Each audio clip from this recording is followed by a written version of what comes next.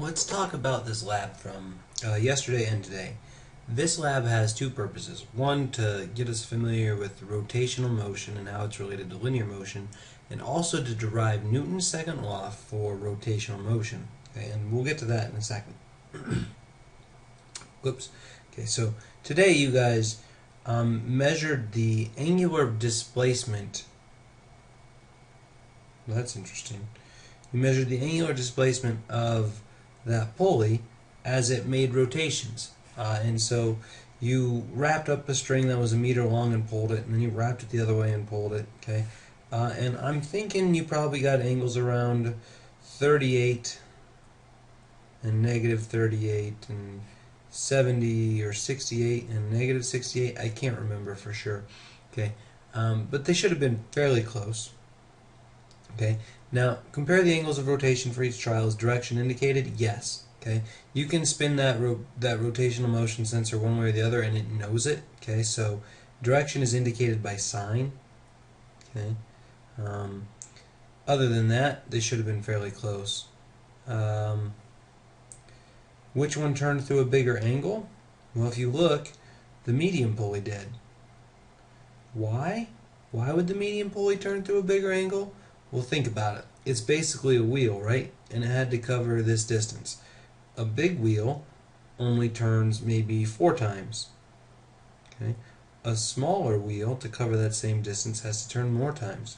So basically it comes down to smaller radius is smaller circumference. Okay? So more revolutions are needed to cover the same distance. Determine the radius of the large pulley. Well, this one's kind of fun. It gave you the angle in radians. Now remember, 2 pi radians equals 1 revolution. Okay? Now, you can use this to your advantage. Think about this. If it wanted you to know the radius of the large pulley, basically you're saying, well, I know it turned through 38 radians. Okay? Now, if I take that and multiply it by 1 revolution per 2 pi radians, okay, then I can figure out how many revolutions it turned through. Okay?